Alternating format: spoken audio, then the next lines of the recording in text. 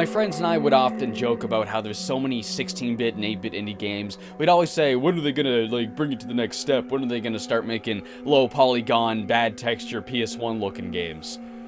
I never thought that would actually happen, let alone in a way that works. I just finished playing the demo for an upcoming indie game called Band Memories. It's very akin to Resident Evil 1, 2, and 3 and Silent Hill with very low polygon, zero aliasing, bad PlayStation 1 visuals.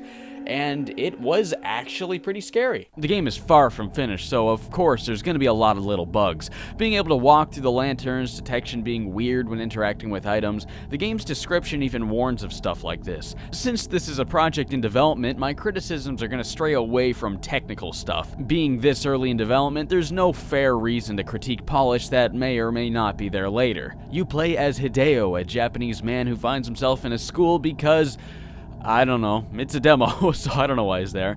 But you control him like a tank, rotating his body with the A and D keys and moving him back and forth with the W and S keys. Being based on the classics like RE and Silent Hill, this control scheme is commonplace. Though there's a lack of a quick turnaround button and no ability to strafe, these are major things that should definitely be implemented in the future. It makes tank controls much more bearable without sacrificing the desired camera system. Like Silent Hill, expect a lot of crooked and skewered camera angles. Some of these are really neat. I especially dig this one here. As your character moves further and further away from the camera, it dips down behind these bookcases, obscuring your vision ever so slightly. I almost feel as if we're seeing through the eyes of something that's peering out and watching us from behind the bookcase. Angles like these are awesome. However, the entire game is made out of the fixed angles. Silent Hill had fixed angles, yeah, but the whole game wasn't locked to them. This is something that existed in Resident Evil, but was omitted in Silent Hill as an evolution of the camera setup, as Silent Hill was a newer game than Resident Evil 1 and 2. Since the rooms are made entirely out of several locked angles, none of which giving you a view of the entire room, it's a bit disorienting, making it hard to understand where in the room you're at. Sometimes the angle doesn't change until you're long off screen. I'd recommend either making the angles a little wider, making it easier to tell where you are, or cutting some of them in favor for behind the player camera. Just because your game is based on older games doesn't mean it needs to be outdated like older games. The camera does do a good job of highlighting important objects, like this clock or this dead guy. That's commonplace of classic survival horror games, so that's another thing this game gets right. Band Memories also has those door transitions taken directly from Resident Evil. It's a nice homage, but those are in the game to mask loading times. Here, you're able to simply skip them, meaning they're not masking anything at all or serving any real purpose. You could argue that it adds to the tension and the anticipation, but having the option to skip them and access the room immediately renders it kinda pointless. I really don't think the game needs them, because it builds anticipation so well just when you're walking around. This game actually had me scared, and these days it's extremely rare for a game to scare me. My first horror game ever was Silent Hill, and that gave me such a high tolerance and a standard to horror. So to me, if your game scares me, you're doing something right. The first enemy you encounter is this weird leg thing described as half a mannequin and half real human legs. When I first saw this thing move, it freaked me out, and it didn't need to jump at me or scream at me either to accomplish that. All it did was simply walk on screen. Something I just wasn't expecting. A good horror game does not need jump scares. Sometimes it's really as simple as making the enemy walk on screen.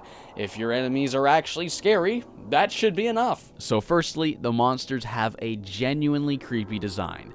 The one thing that can be improved on is the animation. Again, the game is unfinished, so there's no way this will be the final animation, but this is the direction that I would take it in. Let's look at Silent Hill 1. Those children you see in the school, these things scare me, mostly because of the way they walk. They have this weird waddle to them, like their arms are relaxed and their upper body is just lifeless, and they kind of like waddle around as they walk to you. It's freaky. If you want to make these things really scary, I'd say spend some time on finding a walking animation that's really freaky. It doesn't need to be exaggerated like the twitching and shaking of the nurses or whatever. Just look unsettling, just look off. Maybe have the upper legs dangle about a bit. So after encountering this thing, obviously I leave the room, thinking I'm safe. I mean, I'm so used to the Silent Hill and Resident Evil games, I know that if I leave the room, I'm usually safe from at least what was in that room, at least applying to just the regular enemies. But no, this thing follows you. It followed me outside the room, and it continued to chase me. It scared me because it broke rules I was so used to. So I ran into the other room, and I had no idea if it would be able to get into here too. I was scared because I didn't know if I was safe. There is a level of uncertainty that created anticipation, and that is good game design. Breaking the rules. You gotta make sure the players don't even know if they understand the rules. Like Silent Hill 4, your apartment is the safe place, but halfway through, they break that rule. Now it's haunted. Now you're not safe there anymore. Find other conventions of Resident Evil and Silent Hill that players are so used to, and break them. It can really be as simple as sometimes enemies can leave the room after you. Simply doing something the player isn't expecting can be a great vessel of fear.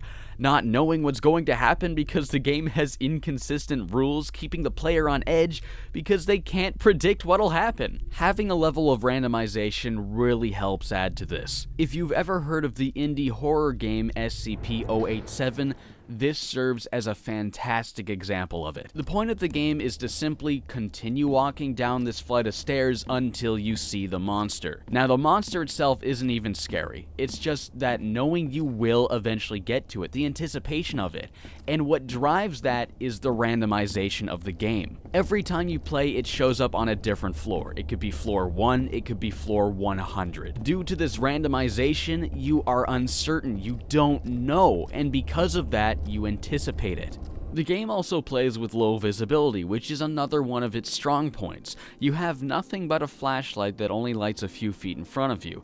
This is great because you can't see something until it's close, meaning if you want to see the scares, you gotta force yourself to get near them. The game's classic PS1 presentation definitely helps with this. The lower resolution makes everything feel more obscured, making things harder to get a clear glimpse of. So now I'd like to suggest this.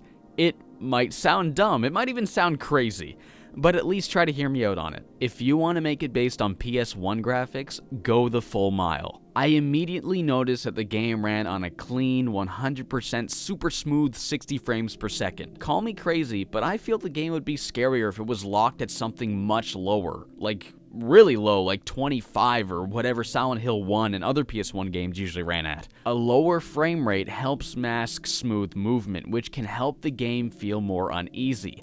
I think this is one of the biggest reasons why people find Silent Hill 1 and the Resident Evil games so much scarier than most modern games, because of the low polygon count and because of the low frame rate. It makes movement seem much more unnatural, and in turn can help make the game scarier. When a game runs smoother, you get a much cleaner look at everything, and I personally think that can make the experience less creepy. I don't know if that'll make sense to anyone, but hopefully you can at least understand where I'm coming from. The game also uses a similar convention to Silent Hill's radio. This weird noise starts playing whenever an enemy is near, but what really got me was the sound of their footsteps. I can't put my finger quite on what it is, but hearing these sounds made me uneasy. It's good sound design, having something to let you know the enemy is there before you see it. Silent Hill pioneered this, and this game continues that. But Banned Memories takes this a step further in a very simple but very clever way. I'm hearing those footsteps, so I don't know where it is, but I know it's there. Then, I hear the footsteps get faster. Now I know the thing sees me, and now I know the thing's coming towards me. Having a second, slightly different sound effect to heighten the sense of danger, really freaking clever. The music is also really freaky. You'll sometimes enter a room just to be greeted with creepy tones mixed into music. I don't know if you can even call this music, but it's awesome. It's a low droning frequency that just barely fills the silence. I love soundtracks like this, so awesome job on that too. One thing I'd like to address control scheme wise is aiming the gun. You can aim with the shift key and fire with the C key. However, the spacebar is what lets you interact with objects. I think it would be better to map the fire key to the same key as interacting with objects, because if firing and interacting are two different keys, there's never any reason not to be holding shift, keeping your gun aimed. This way you're always prepared to see an enemy, but if you had a reason to keep the gun down, aka needing to do so in order to interact with objects, then you'd be a little less prepared for encounters, making them catch you more off guard, which in turn would make the game better at making the player scared. I really dig what's here. The things it does right are definitely on the right track, and I think with a lot of time, effort, and polish, this could end up being an extremely terrifying experience. What I see here is a genuine fan of horror games that has played the classics enough to understand why they're scary. This is something the developers of all modern Silent Hill games have failed to do. The page it was uploaded to asked for people to give him constructive criticism, and that is why I made this video, because I see potential and I really want this project to turn out well. I say keep it up. I really feel this game could go somewhere, and I'd love to see it have a full release on Steam or something. Just don't be afraid to make the game your own thing. You have a lot of direct influences from RE and Silent Hill, but don't be afraid to stray a little bit away from that. Like I said, you need to take the rules of those games and break them. It's time we finally bring the indie horror game back to the days of truly good horror. And far, far away from Five Nights at Freddy's.